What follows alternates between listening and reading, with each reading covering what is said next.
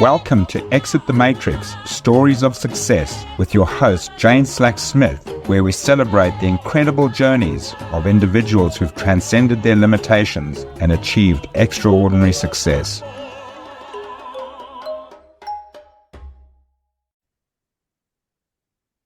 Hello, it's Jane Slack-Smith here, and every single time I jump on an interview with someone, I say I'm so excited, and I promised myself today I'm not going to do this. But I have to say I am completely humbled and truly grateful for this man, the research that he's dedicated his life to in the last 30 years, the organization that he represents, and what this means for not just ourselves in living a life of abundance, but how we can affect the greater community and the greater good of humanity, the earth, and who knows, even more. So I welcome Rollin. Rollin, how are you from the HeartMath Institute? I'm doing great. Great to be here, Jane.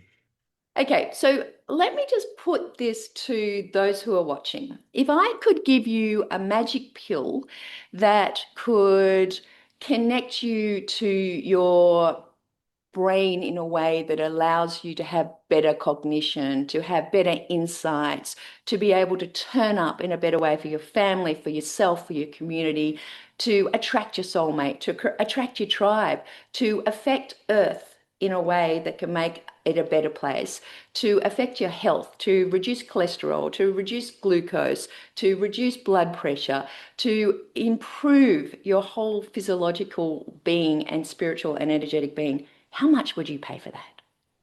What if I told you it only takes a few minutes a day and all of the research that Rollin has done over the 30 years proves every single one of those things? So, Rollin, thank you so much for bringing this to the world, and thank you so much for agreeing for this discussion today, because it's going to go who knows where, but I've got 1,000 questions to ask you, and it all starts with your initial experience in meeting, I guess, the founder of HeartMath Institute, Doc Children, all the way back then, which I understand as an electronics person who kind of like got your trade in the army and then moved on to creating Spirulina company that became like quite a big company, and then a static electricity inhibiting company, and walking away from all of that to join Doc after one meeting. What was it that affected you during that meeting that has now taken you on this trajectory of your life? Wow. Okay. Well, okay. So I have to give a little bit of context there. Yes, I was a communication engineer was my original background, and in hindsight, following my own intuition, I kind of left that behind and moved to California to get a degree in consciousness studies, because I always had a deeper questioning about, well, what is charge? What is a field? And I would always get answers, from professors and colleagues like, well, here's the formula. And no, no, no, no, that describes its behavior. I got that. What is it? Right? Nobody could ever answer that. And we still don't really know the answer to that. Anyway, that's what led me into the world of consciousness studies. And so I packed up my stuff and moved to California to get a degree in consciousness. And through that, that's when I got involved in helping bring spirulina into the world and all that. I wasn't the founder of that, but kind of led one of the companies. And then I started a business of my own, and another business in electrostatics that you were referring to. And that was very successful. We started in a garage, and I think we were doing 15 million a year in our third year, or something like that. And so um, I won't go into a lot of the detail here, but through some mutual friends, they said, you got to meet this character, Doc Childry. And he was back in the East Coast, and I had business back there. So I said, I'll go meet this guy. I'm back there anyway. Thought I'd spend an hour or two and, go catch my plane flight. I ended up spending 3 days, if I remember right, on Yeah. that first meeting. And really what motivated me to, well, what really happened in that is was more of an energetic exchange. Mhm. Uh, and getting to know him. He really facilitated, and I thought I knew something about consciousness and, the heart and all this stuff. No, I didn't. Um, Not really. And that would be the honest answer to that is there was a facilitated kind of energetic lift into a higher level of consciousness, Mm, and where I was able to really connect with my own heart and what it really is about at a deeper level. And a lot of answers came very clear to me that from early in childhood, actually experiences I'd had and about mm. who I am and where I'm from and what I'm supposed to do and all that kind of stuff.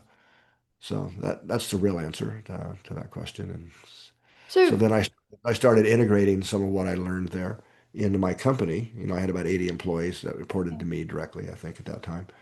And I can honestly say I went more through of a personal transformation and growth in 3 or 4 months than I had in years of meditation practices. And, mm, you know, not that that wasn't good, and that was all part of the journey. And, mm, mm, mm. the- So this is the thing, right? And we're going to jump into it very soon what the practices are so that we can understand them. But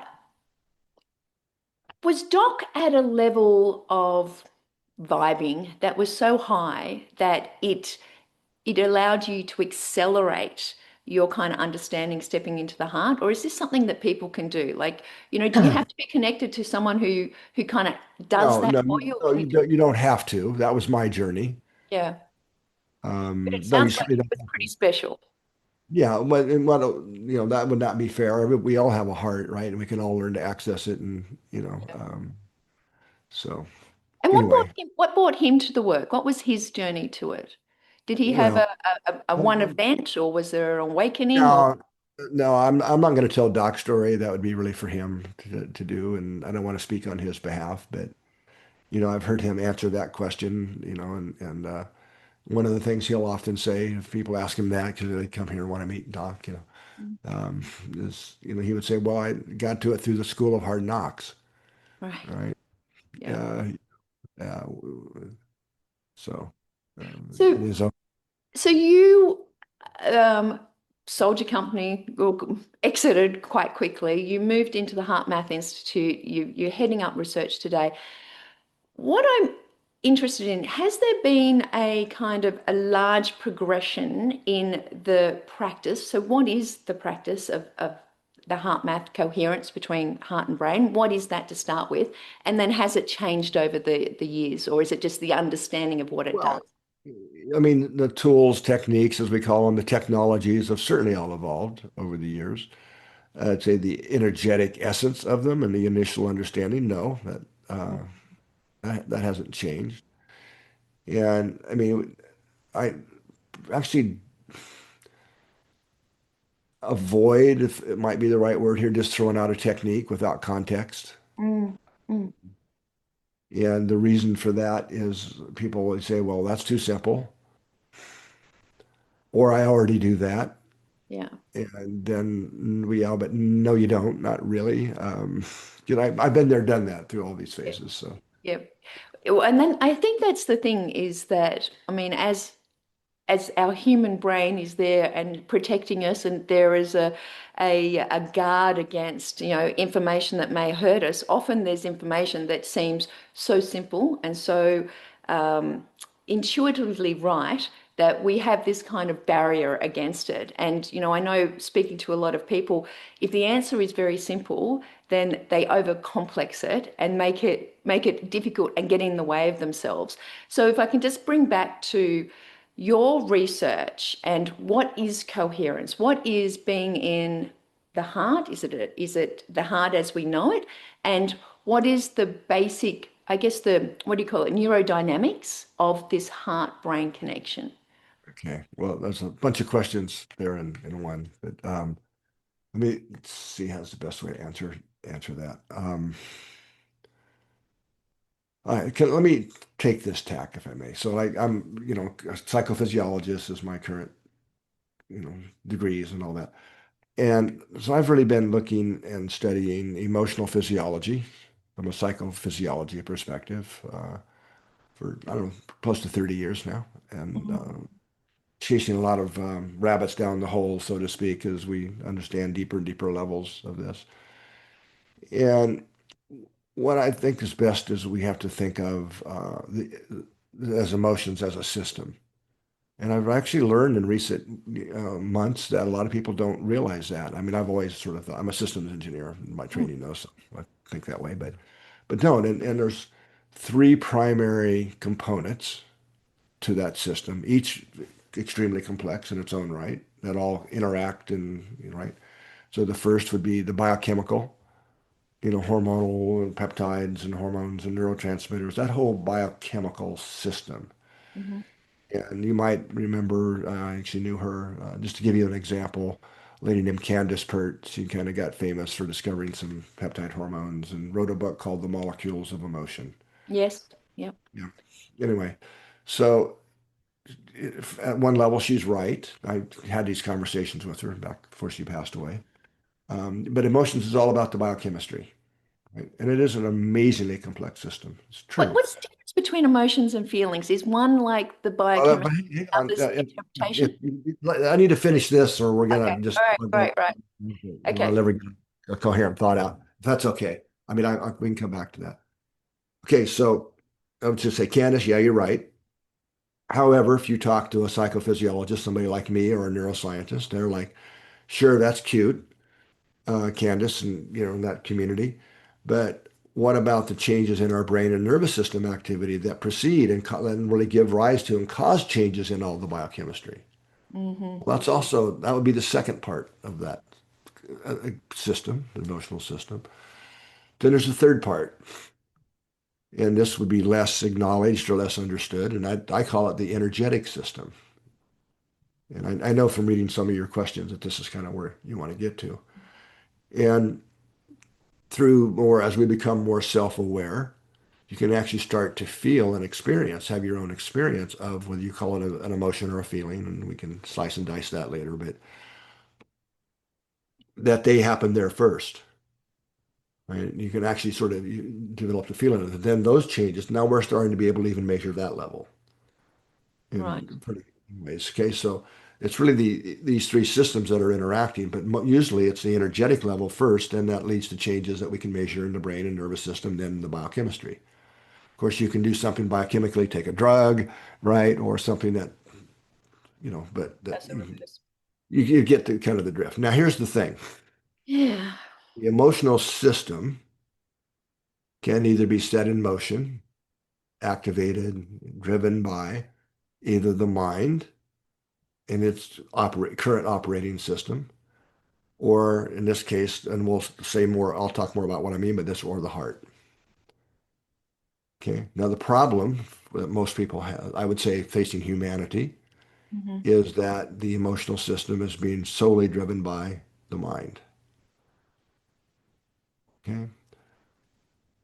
Now you already alluded to this, and I'm going to say the biggest source of stress, dysfunction, lack of happiness, fulfillment, purpose in people's lives is that lack of alignment between the heart and mind, the heart, mind, and emotions. Right. You get kind of what I'm trying to say here. So, Yeah, absolutely. Absolutely. so Yep. the mind is used to having its way. Yeah. It You know, takes over and it tells the messages of yeah, what the emotion is and yeah, dictates that, which then has the physical effect on us. yeah, yeah, and it's so another important part of this story is that it's the emotional system, physiologically Mm. speaking, what goes on in our body that runs the show. Okay, now this is so easy to prove, Jane, and well, you can't see it, but in our labs, we can have you wired up to all the stuff that we measure, whether it's brain waves and electrocardiograms and skin conductance and hormones and immune markers and et cetera, et cetera. And, have you thinking and doing serial subtractions and all this kind of stuff that we do to supposedly stress or, Mhm. cognitive workload and things. Yeah, you can measure some changes, but they are trivial compared to when you activate an emotion. From the heart. Well, no, you just activate an emotion. Doesn't have to be from the heart. You get frustrated because you can't do serial subtractions well, or it can be. All right, so then you see big changes, blood pressure, hormones, activity in our brain and nervous system. So emotions is really the driver of this is my main point here. Mm. So when the emotional system is being driven by the mind, which wants its way, and it has its tools to keep us locked into its, I'll say, dimension of intelligence for right now, Mhm. until it gets an upgraded operating system. It's got great tools, comparisons, judgment, blame, right, which then source out to many other things that keep us locked in a certain Mhm. awareness level or type of a level of consciousness. Okay, so that when we're in a constant flow of that, which most people live their lives in, that's driving the physiological changes, which then play out in different health conditions, challenges, right? Um, So you've done Lack, this feeling research in overwhelmed. labs, and you're showing that an emotion can trigger a hormone in the body or Oh, well, trigger a. thousands, not just a hormone, thousands. I mean, this is nothing new here. I mean, in a book that I read 20 years ago, they had mapped out how just being in triggering an emotion just for even a minute or two sets in the cascade of at least 1,400 biochemical changes. So there's nothing new here That's about a what I'm. negative emotion, isn't it? Is it the same for a No, positive? no, no. It's the same, but well, it's not the same. You set in motion the biochemistry, but if you're feeling something like frustration or impatience, Anger. right? Anxiety, especially in today's world, overwhelmed. You're driving that you see different changes in our neural brain nervous system, and then the outplay of that in different biochemistry. Now, the biochemicals that get activated are very different if you're feeling one of those emotions, frustration and so on, versus you're feeling compassion or kindness or love, right? So that also sets in motion a host of neural and biochemical changes. But one set of biochemistry is utilizing energy, right, or draining. I just call it, depleting, draining emotions to not saying good or bad, where the other are more renewing. They're more health giving. One, or you can say it this way: one sets the biochemistry of rapid aging, the other sets in the biochemistry, of healthy aging. Right. So with this, my understanding is if you have this kind of effect, let's say a negative emotion, and it affects your body, it can last for hours. Is it as simple as changing the focus to a positive emotion to override that effect? Well, sort of, yes and no.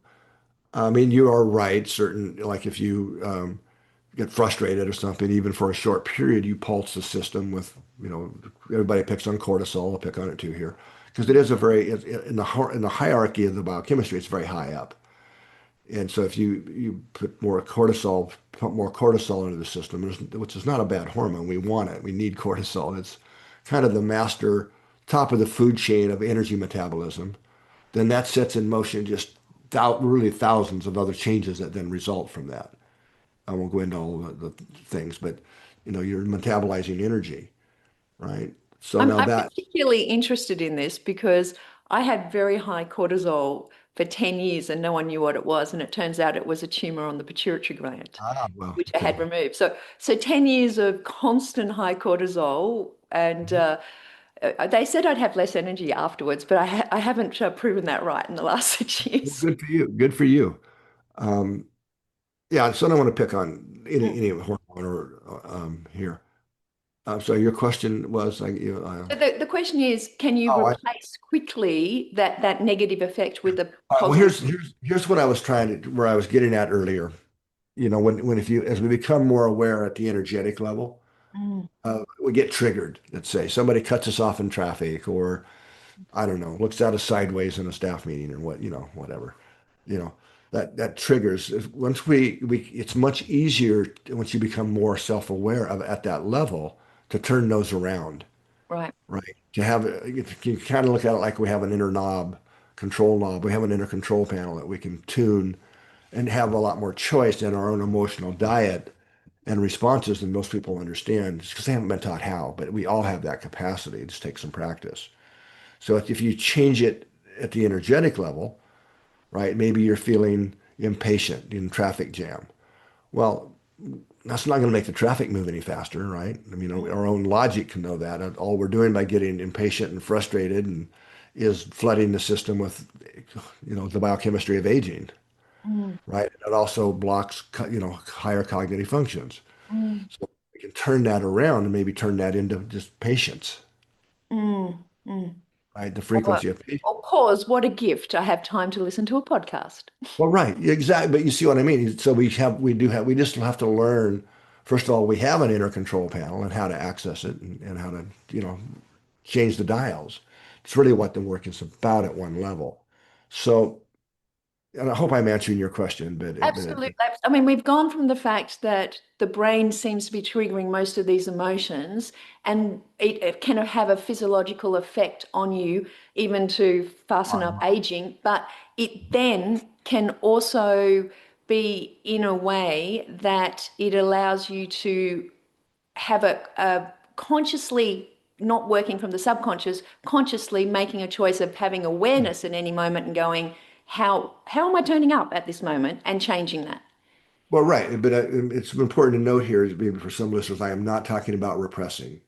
No, Never works. knowledge. Just drives it deep and reestablishes it, or ignoring, or um, denying, because that doesn't work either. It's really, becoming more aware of what's going on in our energetic system and learning how to shift the literal frequency and then the play out of that, of those emotions. Okay, so let's just go back to the person sitting in the car. They're really frustrated. They finally get home. They walk in the door and they're full of this kind of impatience, anger. They're late, dinner's not on, kids are, you have to deal with the kids. Is that affecting the household as well? Yeah, of People course it can is. people can pick I mean, up on that. Like, how do we picking up on that? that's kind of a silly question, Jane. Come on. I I mean, want you to, I'm leading you down to tell me about how we're projecting what we're feeling to others. I know. I know you're wanting to go. I think I do. But I mean, if somebody, you're having a We know nice, this, right? you're having a nice conversation with somebody or a group of friends, and somebody comes in all upset and angry, and they want you to know it and to feel that way too. Of course, it's affecting the dynamics. But I think you're really asking me about a subtler level. Okay, so all right, now I'm gonna have to shift gears a little bit here to answer that one. Okay, when we put electrodes on the body, put them across the chest to measure the electrocardiogram, right? Or we stick them on your head to measure brain waves, the electroencephalograph, it's called, right? What those electrodes are measuring is the flow of electrical current. Mhm. It's what they measure, right? You've probably heard me talk about this before. So that's all they measure, Mhm. right? But it's called and that's why it's called the electrocardiogram or encephalogram, is because you're measuring electricity. Okay, so with that understanding, whenever you have a flow of electrical current, and this is science 101, you Yep. create a magnetic field, Mhm. right? Well, one of the qualities of magnetic fields is they go through things. And I'm sure I know you've read some of my stuff and watched stuff, but this is why cell phones work indoors for the listeners here, right? It's the magnetic field that's going through the walls and the windows.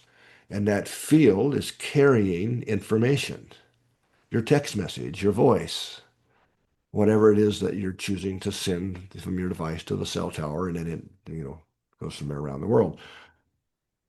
Well, physiology beat us to all this because when the heart beats or we have brain waves vibrating away, oscillating away, those current flows are creating magnetic fields which easily penetrate through the skin out into the space around us. Now, the heartbeat, the electrocardiogram, is measured in what's called millivolts. Brain waves are measured in microvolts. The reason I'm just saying that's, you The know, difference. it's a whole order of magnitude bigger, the heart than the brain, right? So 100 times. And so the magnetic fields produced by these systems are also much bigger because there's a direct relationship. So now to measure the fields I'm talking about, they're actually magnetic fields. The electrodes do not see that.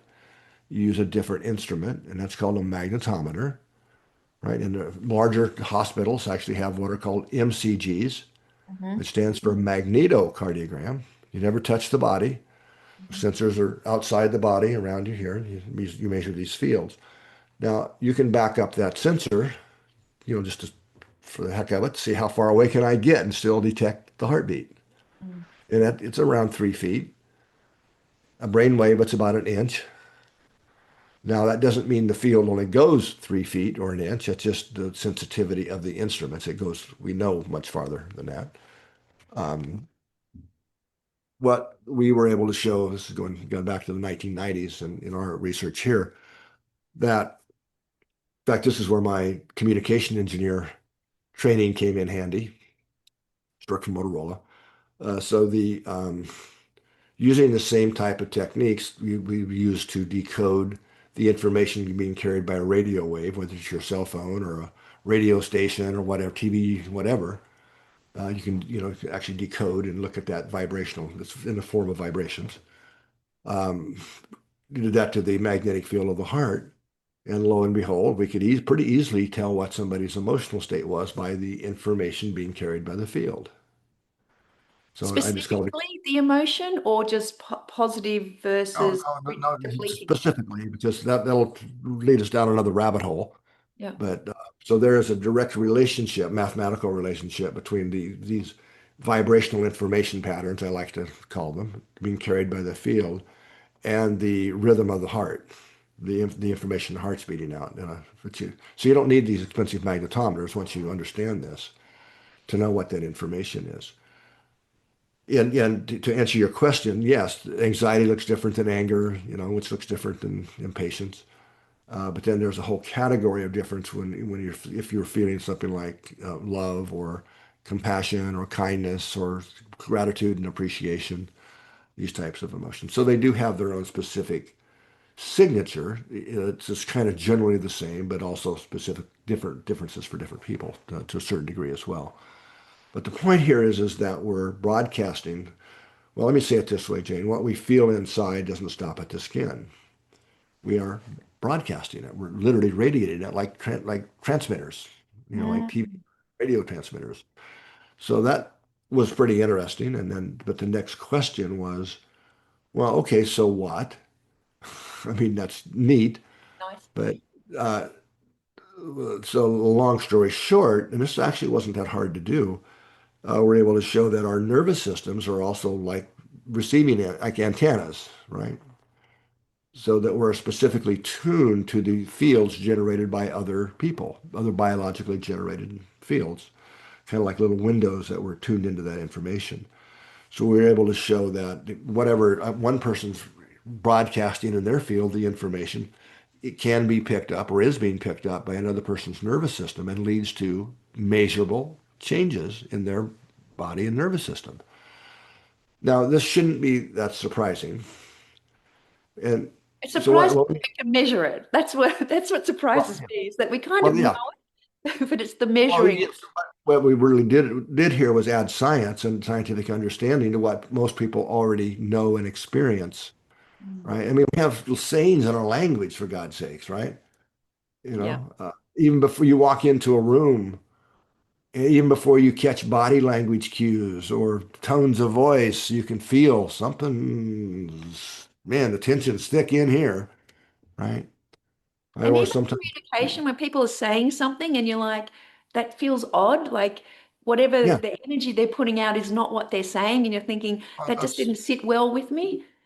yeah, absolutely. In fact, this is one of the biggest, I would suggest, one of the biggest issues in poor communication or communication glitches, which lead to all kinds of mistakes, right? Whether it's medical errors or in business, where somebody's saying one thing, but their emotional system is radiating something else, and there's a mismatch. Because Mm. most people aren't consciously aware until they do some training of the information in the field from other people, right? But our unconscious is, right? Mm. So that in field level, this energetic exchange, information exchange, is still biasing perception, right? And we are still detecting it, just although we maybe can't put words on it. For some reason, I just didn't really like that person. Just Mm. didn't trust them. Mm. Or, God, it felt really good to be around her or him, or, is that, So it's a nervous system is picking up as an antenna this information from other people. And then we have, like I would say, the gut feel, the intuition, or something that is then the next level to that. Is that how okay, that okay. All right. So, okay. Now, if we're going to go there, we can take another leap and talk about Welcome intuition. to my wormhole, Rollin. Okay.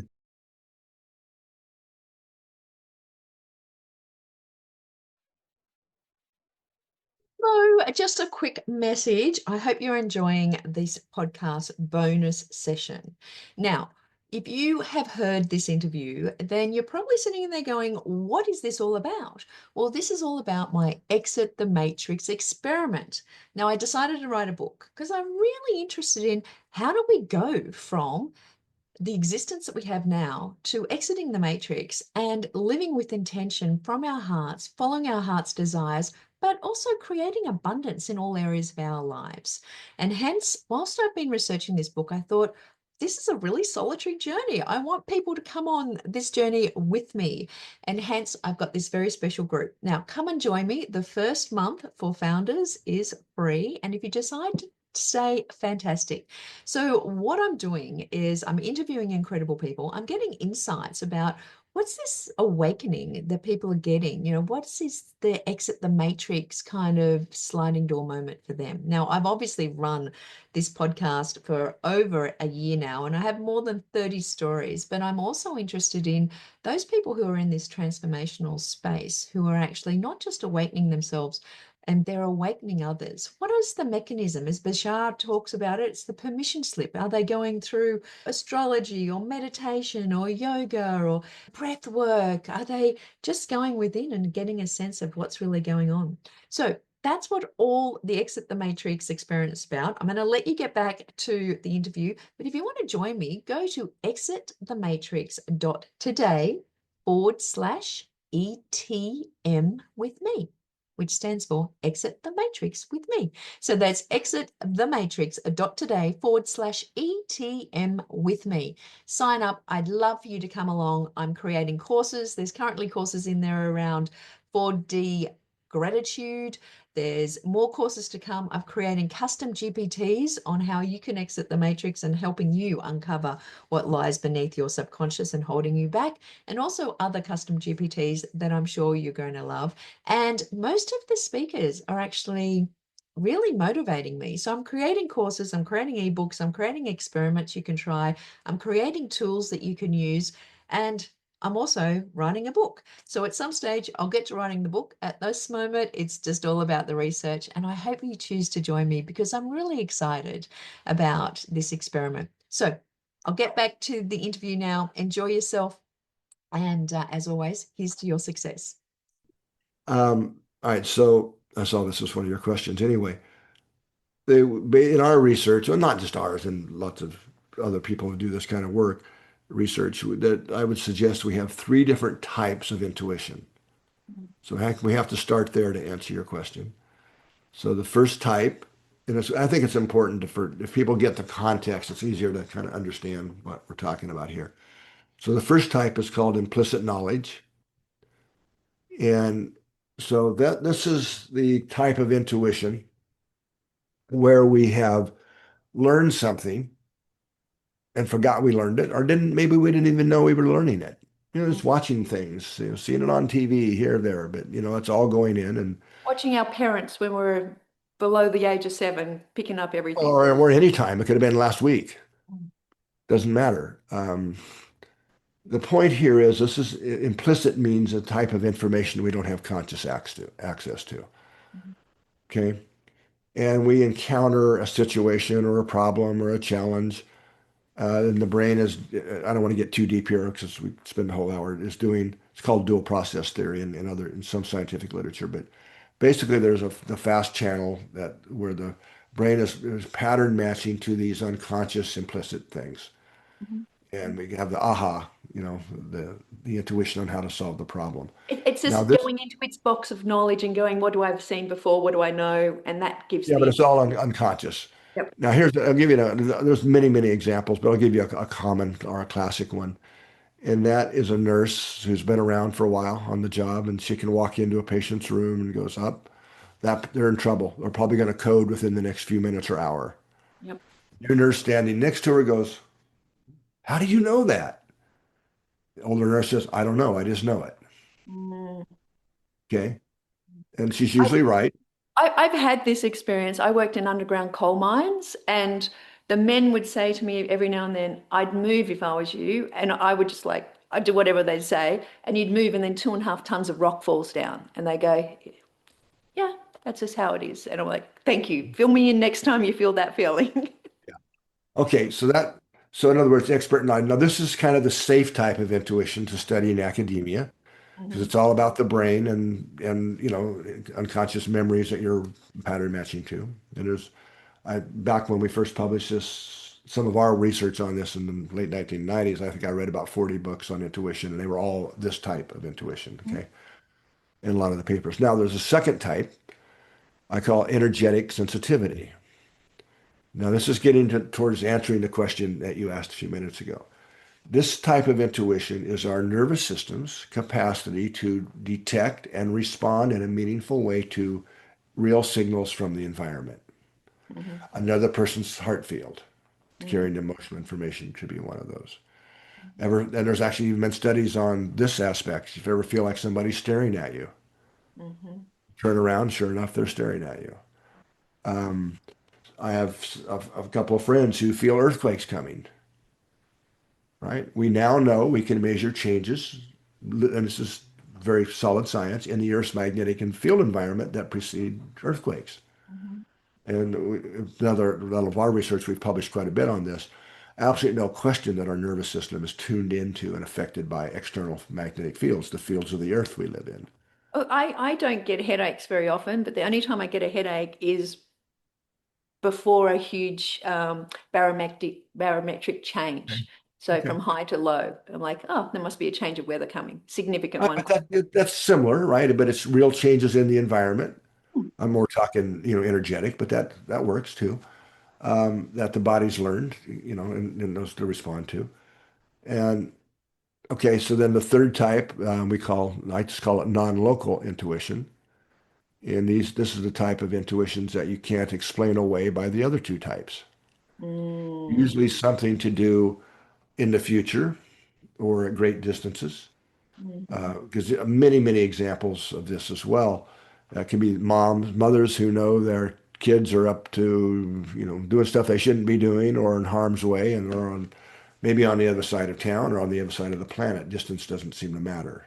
mm, Or you're somebody you haven't thought of, could have been a childhood friend, an old coworker, haven't thought of them in years, and their name pops into your consciousness, your thoughts, and you get a phone call or a letter from them in the next day or so. I mean, these are experiences everybody has. We tend to write them off and, oh, it's just a coincidence. But no, if you start really paying attention, there's something much deeper here than a random chance.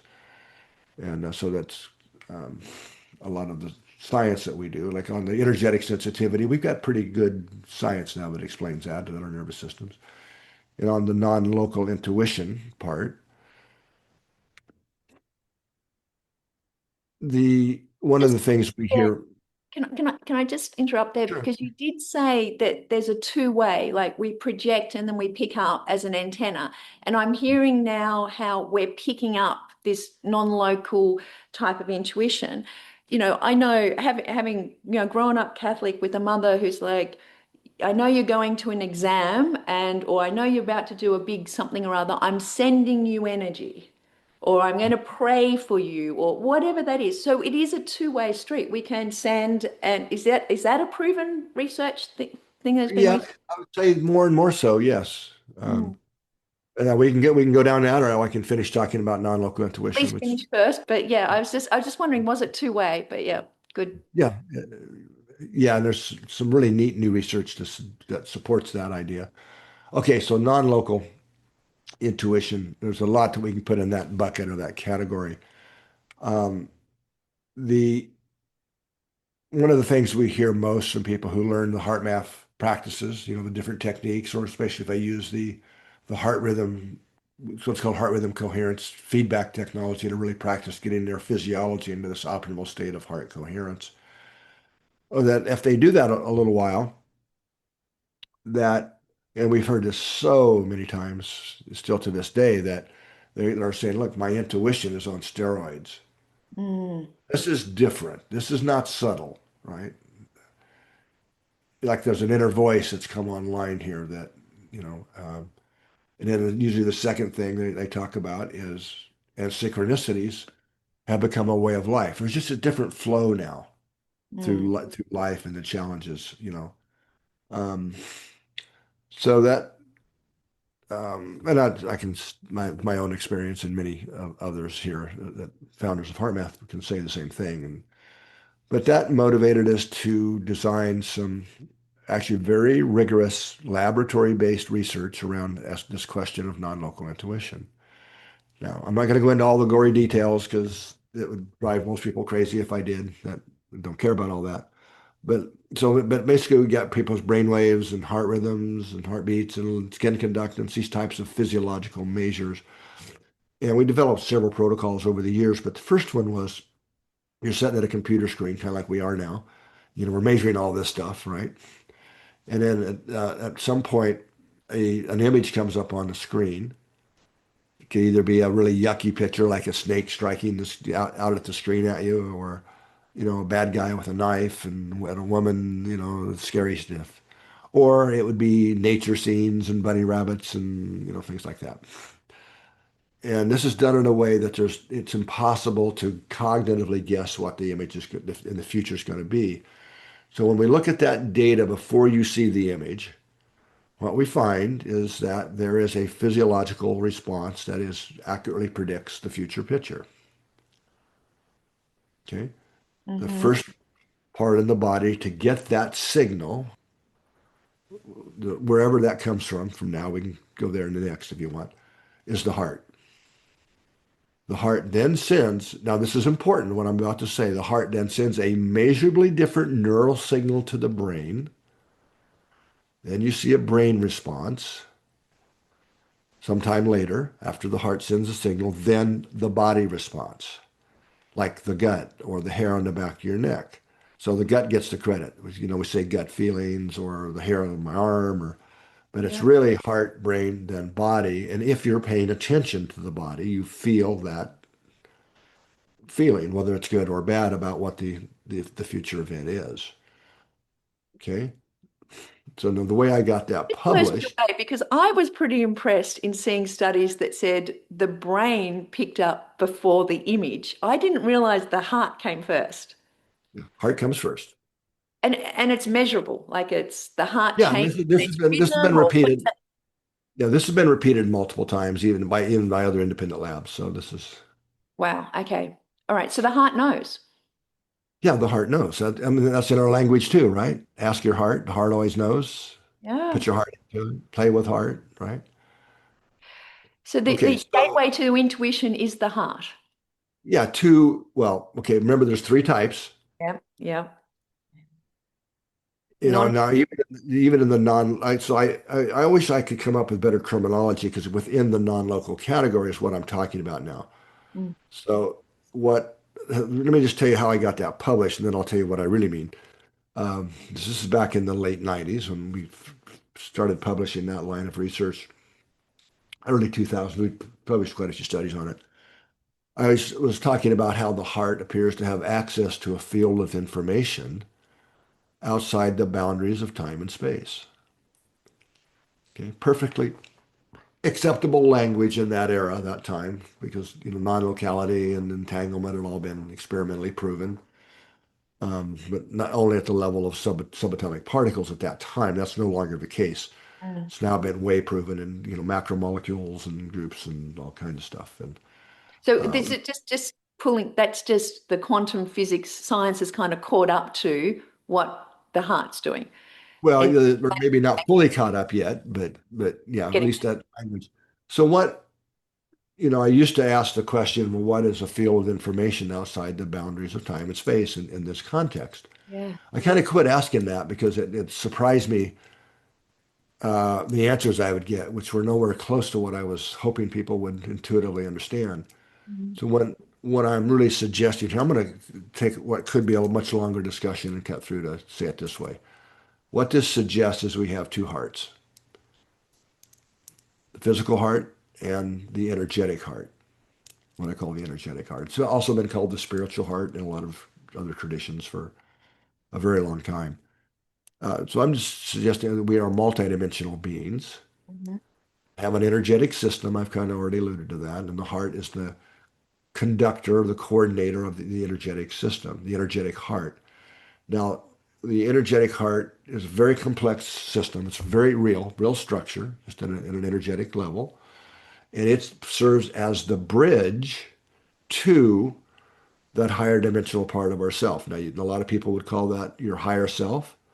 So, We just call it your soul, your spirit. If you're religious, the God within, whatever. Here at HeartMath, we just call it your larger self to kind of take it out of, um, religious or new age but kind of it's concept. still linked to you. It's not like a greater It's consciousness. you. It's part, yeah, David Bohm said it well. It's your undivided wholeness. It's not some external being. It's you. It is the higher dimensional part of you that actually has the blueprint for you and who you are, whoever you are, your beingness, your purpose, your Not searching for other or outside of yourself. You're actually just searching for a connection to the true, fulfilled, complete you. fullness of yourself. Yeah, of you and who you are. Mm. Yeah. And even remembering who you are, because I guess All over right. time with Because the mind dimension doesn't have access to that level of intelligence. And that what earlier I said the emotional system is set in motion by either the mind or the heart. Mm. Now this is bringing it full circle to what I mean by the heart in this case.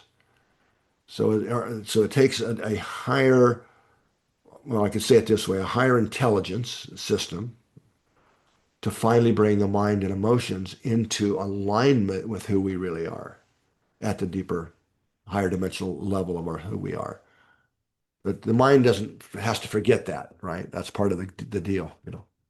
So when you say beyond all time and space, and we're talking non-local and we're talking connecting to others, we're talking about connecting to others, future, past, time's collapsed. It's like there is a inner knowing of connection to the higher sense of yourself through all time and space. And that's where the insights come from. Like a future you could already have the answer, and that's what you're tapping into. Is that Yeah. what I'm Well, hearing? yeah, kind of. Yes, I wouldn't totally disagree with what you're saying. I think of it like this: that at our larger self level, it is outside the typical time and space boundaries, but it's also a higher vibration of who we are and awareness. It gets to see kind of like the helicopter view Hmm. that can understand the probabilities of the actions we're taking in the here and now, how that's going to affect the future. Mm, mm, And at that level, yes, you have easy telepathic communication with other beings, other energy units, right? If you want to think of it that way. mhm. It's just operating in a different frequency domain, another dimension of intelligence.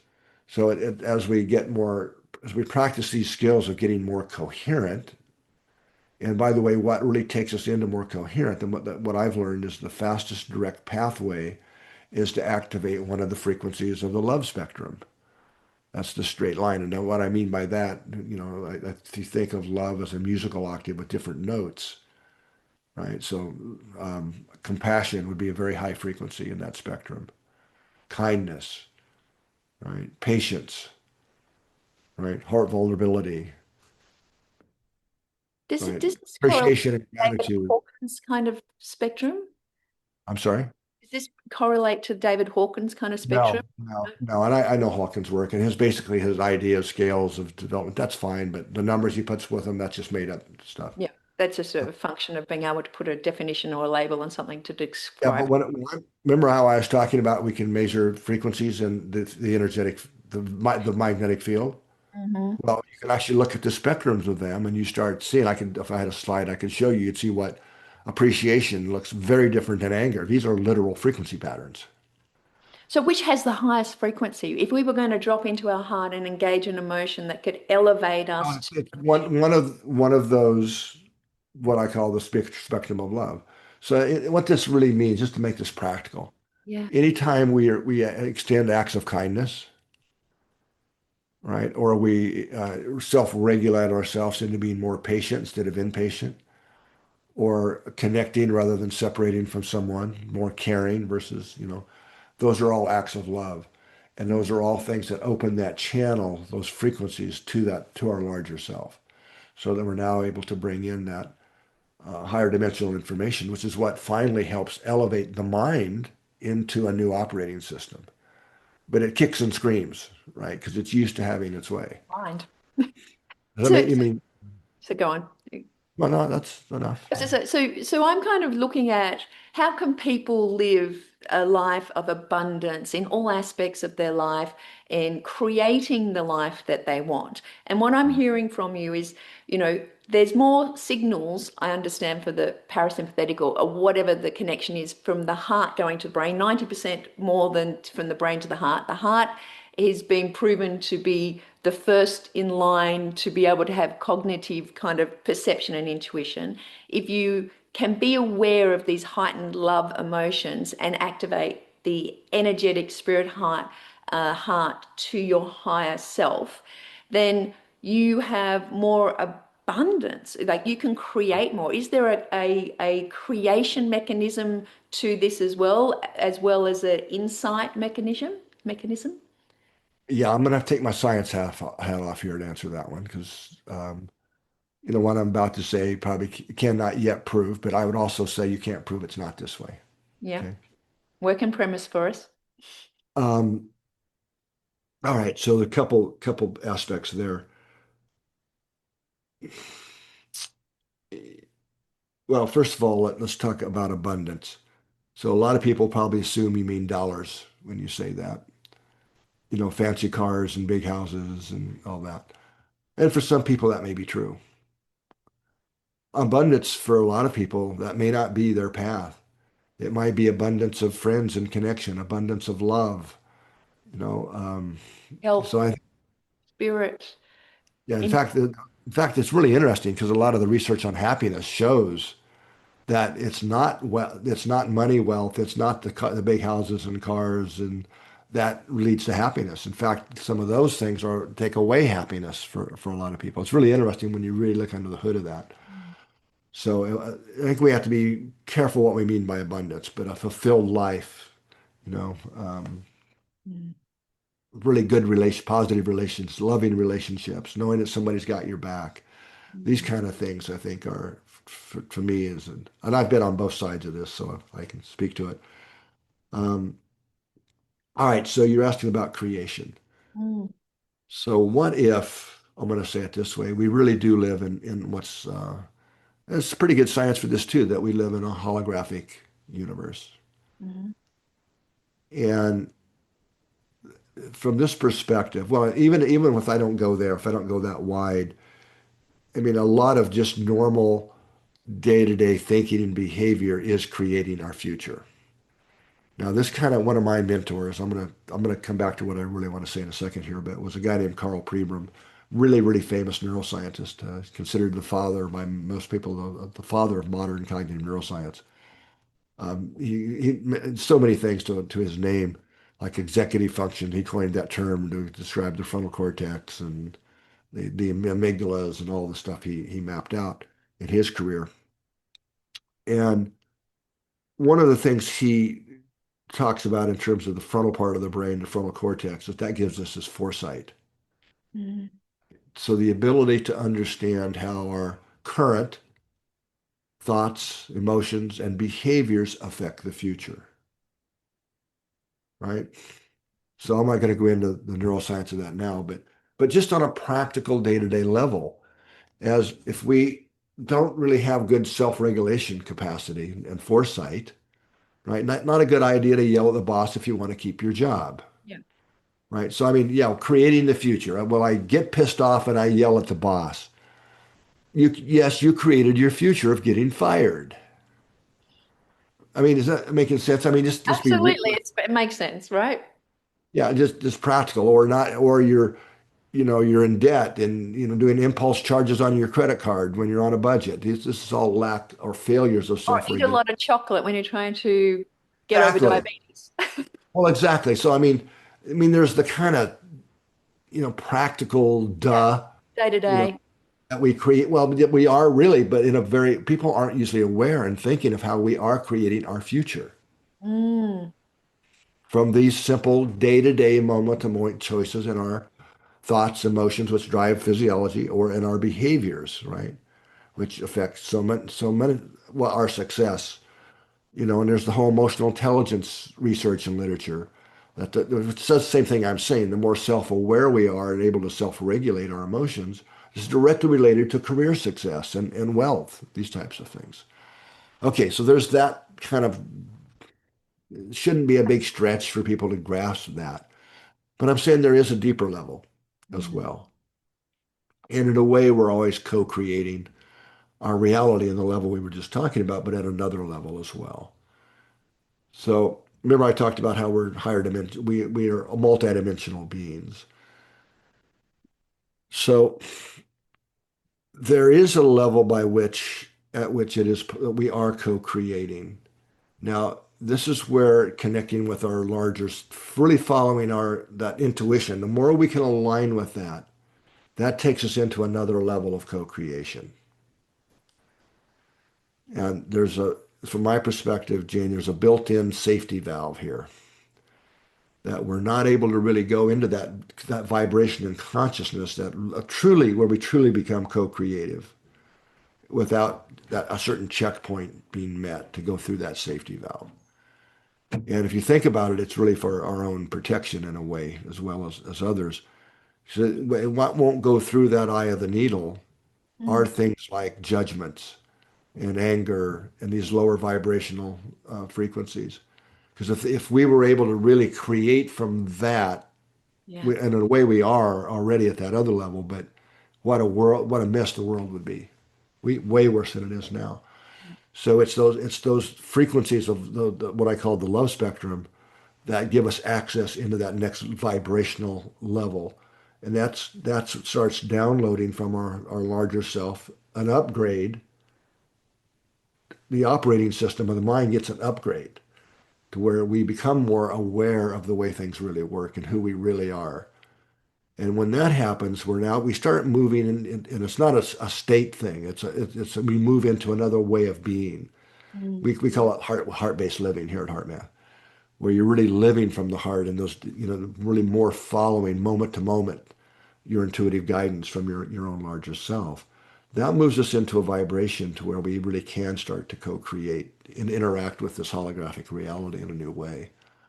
Um, that's probably kind of complex and new agey sounding, but it's really not. I mean, we talk about the window of opportunity, right? And what I'm hearing from a science kind of basis is, what we know is where energy goes and flows where we put our intention, and we are the creators of our own reality.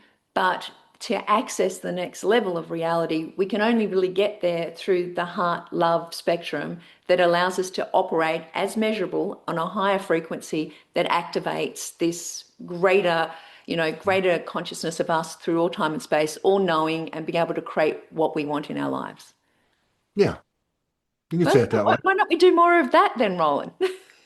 Well, yeah, I mean, it's um, e- easier said than done because we have to expend some energy, right, We to spend a lot of self-regulate. energy in negative thoughts and worrying about lack and what we don't have. Now, I just want to, in our final time together, because we've really talked about, I guess the biological, the energetic, this understanding that the heart leads the way in so many ways and can affect your physiologically, etc.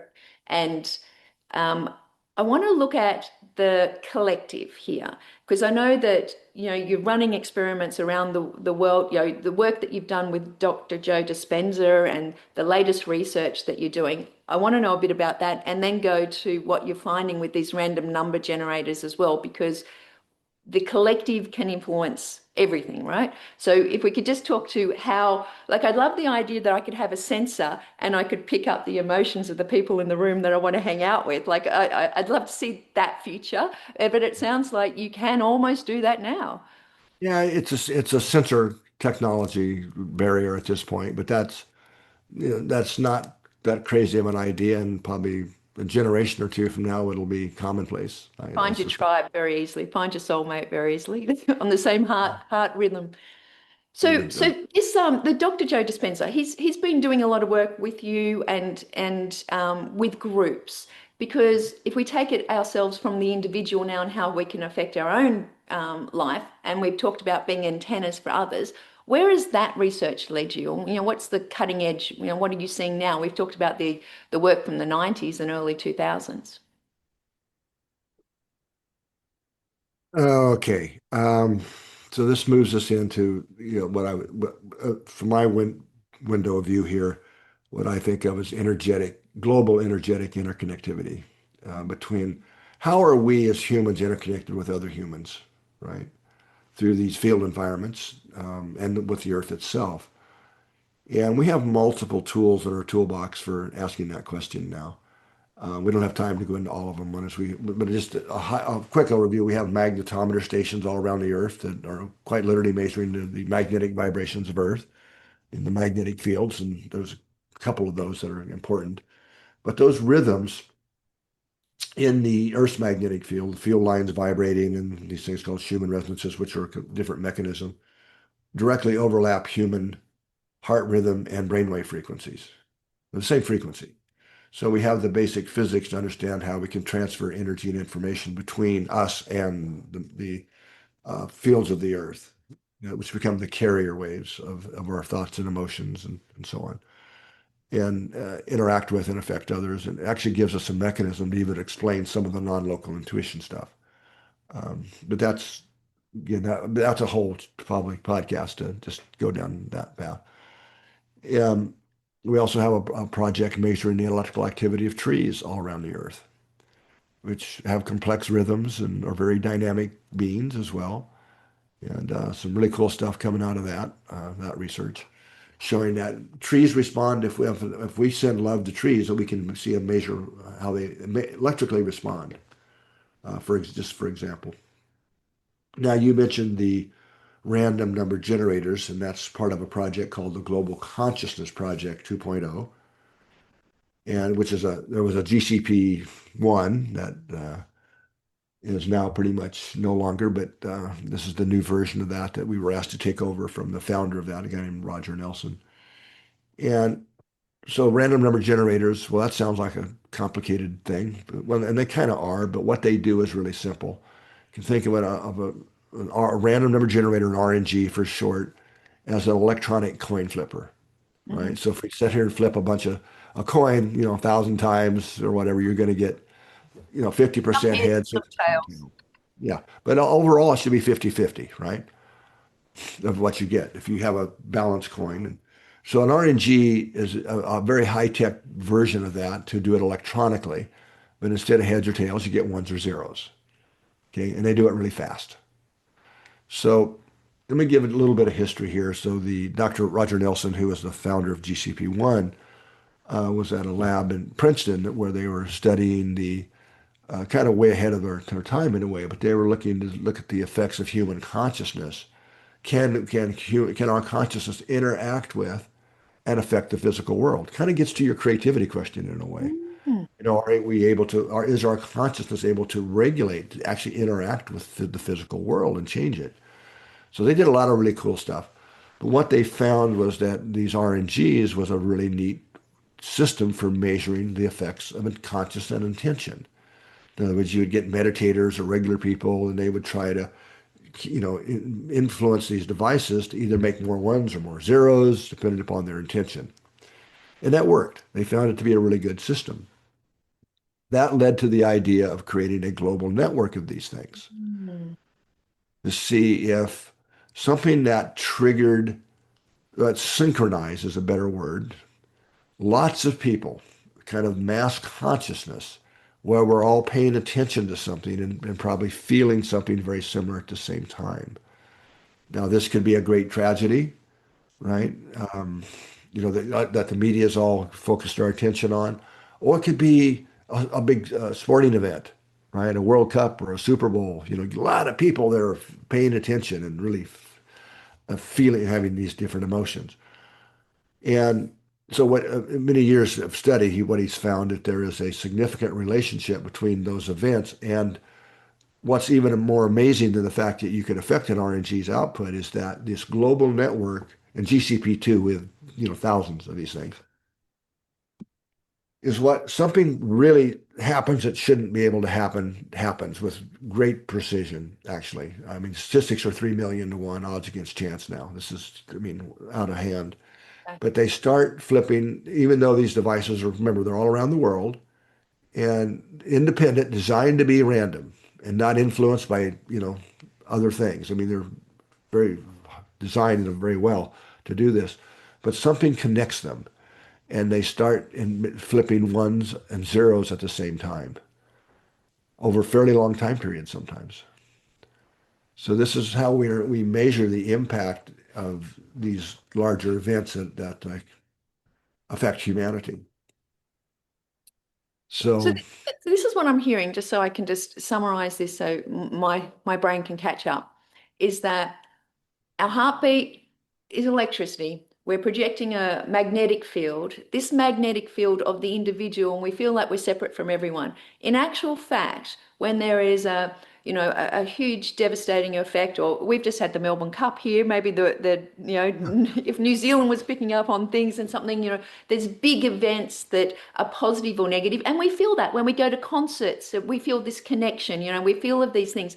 This electric magnetic field interacts with others, magnifies and picks up with the electromagnetic field around the Earth, and these random number generators that are 00110110 all start going at the same time at the same generation that indicates that we're clicking in and we're actually affecting this magnetic field of the Earth. well, okay. I got to be a little more precise. It's not all devices start flipping, but a ratio of them above and beyond what could ever happen by chance. Got So, it.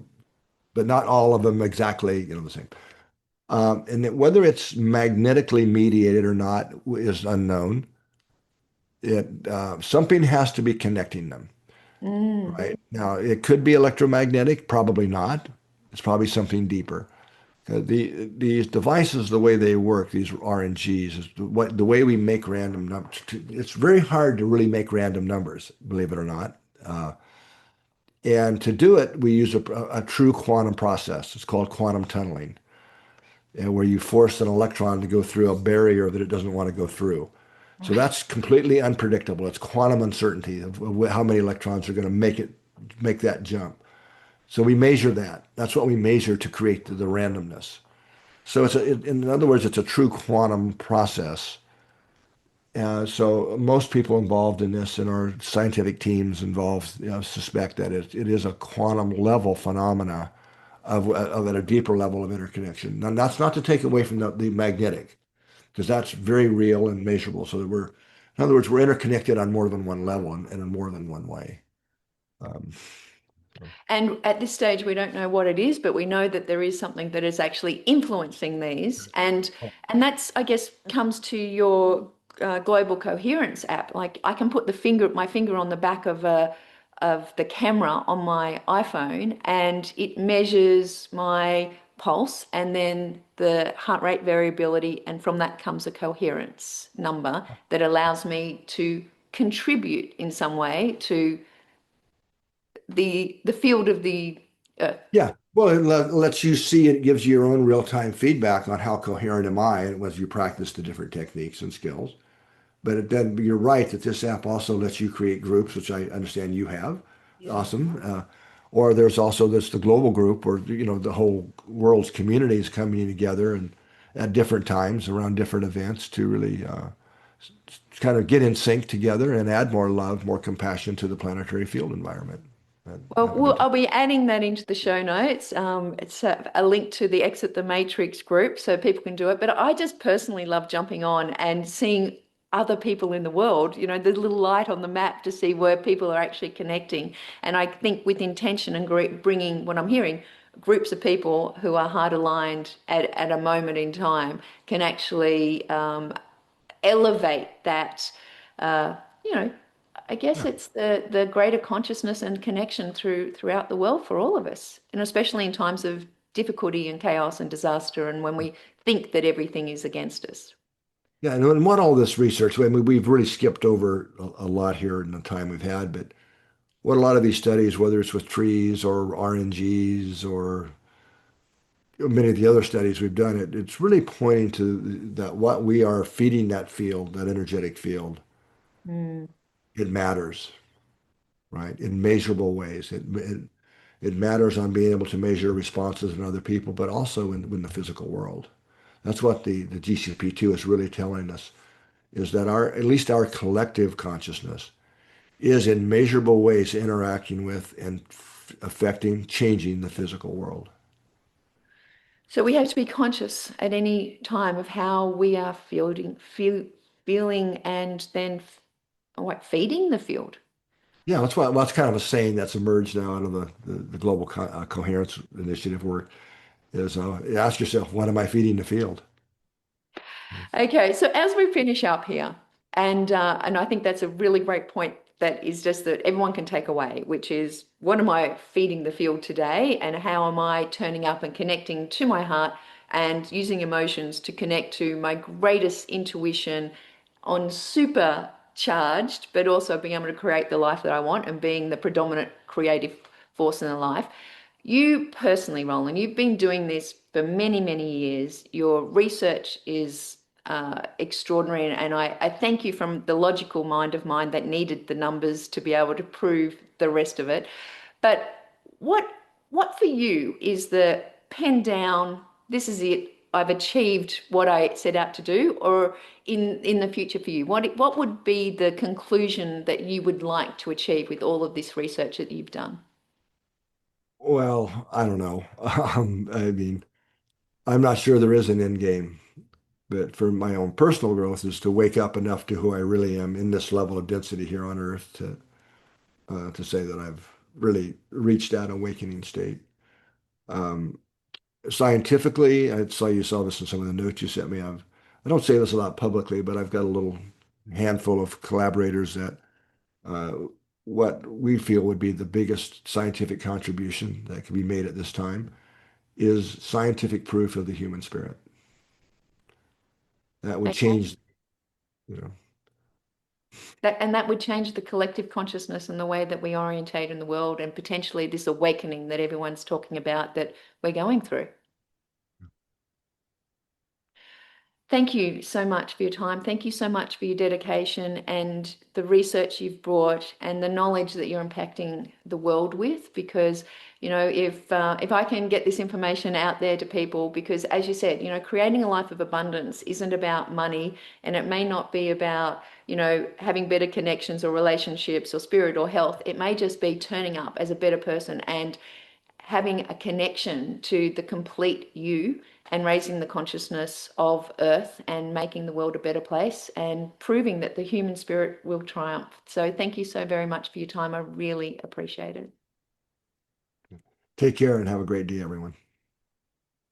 And as always, here's to your success. Check out the notes at exitthematrix.today/ETM with me. And we will get you the whole interview of this. We will get you all of the downloads. We've explored only a few things today. There's a dashboard I've created for a morning gratitude practice. I'm also experimenting into a 4-dimension gratitude practice about calling in a future event you want to be grateful for. So let's get on this. Please sign up to the Global Coherence. I'll send you the link to the Exit the Matrix group, and we will start collectively raising our human spirits so that we can create a better world. All the best. Bye for now.